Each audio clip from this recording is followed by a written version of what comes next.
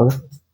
All right, in this transaction where GST has to be calculated, so we have purchased goods, उसके लिए purchases account, शरद से खरीद रहे हैं and it is on credit because it is not mentioned that payment is made in cash. So शरद का account आ गया. Now CGST, SGST I have already explained. This is intrastate और intrastate होगा तो GST will be calculated twice, CGST, SGST. And since we are purchasing, we are the business, okay, we are purchasing for something to bring into the business. So ये होगा input CGST, input SGST. ये समझ आ गया? Amount, how do we calculate? जो goods का value होगा, you take that, GST calculate कर लो.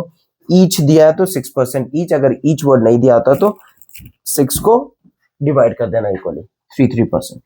समझ आया? But each word दिया है तो 6% each. क्लियर है? So 6% of 10,600, ये हो गया 600. टोटल शरद को पे करना 11,1200. ठीक है? अब now we have to see the rule of debit and credit. ठीक है? तो purchases nominal account है और वो हो गया expense. ये हो जाएगा डेबिट. ठीक है? शरद यहाँ पे क्या है? Personal account. एक इंसान का नाम है ना, है कि नहीं? Personal account.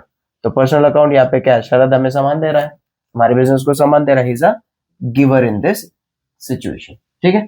तो givers will always be debit या क्रेडिट? डेबिट या credit? Credit the giver, debit the receiver. समझ आ गया? ओके. अब ये जो जीएसटी है ये हमारे लिए क्या है?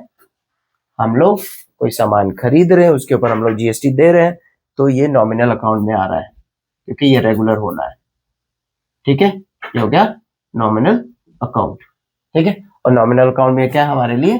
एक्सपेंस है. फॉर द टाइम बिंग हमारे लिए एक्सपेंस ही है, क्योंकि अगर सामान खत्म हो गया, खराब हो गया, कुछ हो गया तो गॉन, वो पैसे तो वापस नहीं आने वाले. ठीक है? हम लोग वापस सेल करेंगे तो वापस आएंगे. So it's an expense. आपको ये कंसीडर करना है कि ये एक्सपेंस है. तो expenses will always be debited.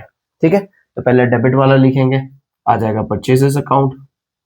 Purchases account हो गया डेबिट. ठीक है? आपका इनपुट जीएसटी हो जाएगा, पहले आ जाएगा सीजीएसटी, दूसरा होगा इनपुट एसजीएसटी अकाउंट. क्या तो क्लियर है? ये दोनों डेबिट है. Okay.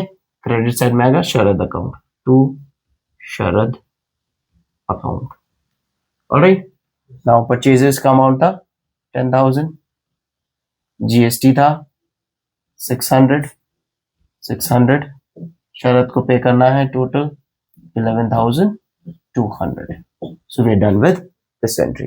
I hope you understood. अगर कुछ नहीं समझ आया तो प्लीज कमेंट बॉक्स में लिखना. I will explain once again. ठीक है? नरेशन रिमेंबर बीइंग वर्ड से शुरू होगा और यहाँ से यहाँ तक कॉपी करके पेस्ट कर दो, हो जाएगा अंडरस्टैंडेबल. ठीक है? बाकी अगर कुछ और एक्सप्लेन करना है तो व्हाट हैज हैपेंड हियर वो आप एक्सप्लेन कर सकते हो अपनी अंडरस्टैंडिंग के लिए. ठीक है? Thank you so much.